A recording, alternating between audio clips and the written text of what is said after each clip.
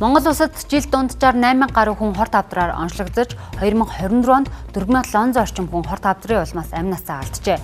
Тиймээс хинт ч тохиолдож болох гинтийн санхүүгийн эрсдлээс хамгаалах, санхүүгийн дарамтыг хөнгөвчлөх 100% дижитал даатгалын үйлчилгээ Монголд нэвтрлээ. Мобилайф даатгал бичиг цаасны дарамтгүйгээр дижиталаар нөхөн төлбөр олгох даатгалын үйлчилгээг Mobicom-ын хэрэглэгчдэд санал болгож байна. Mobicom-ийн дараа төлбөрт болон хабрид үйлчилгээний хэрэглэгчид 1-4 сая төгрөгөөр хорт авдрын даатгалын хамгаалалтыг идэвхжүүлэх боломжтой. Гар утасны дугаараа хэрэглэхээс гадна өөр ямар нэг нэмэлт төлбөр төлөх шаардлагагүй.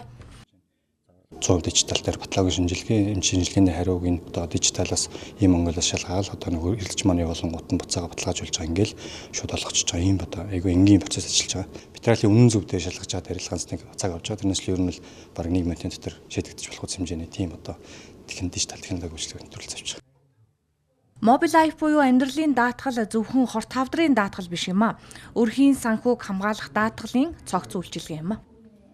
3 сая төгрөгийн одоо зээлийн үлдэгдлээр нь дунджаар бол 1 сая гаруй төгрөгийн дээл үлдэгдэл байдаг.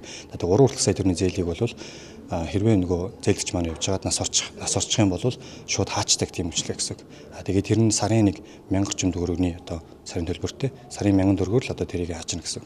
Тийм байхаар үйлчлэг бол гаргаад ихний одоо банксуудтай хамтраад финтек компанитай хамтраад ингэ нэвтрүүлээд бас явж байгаа.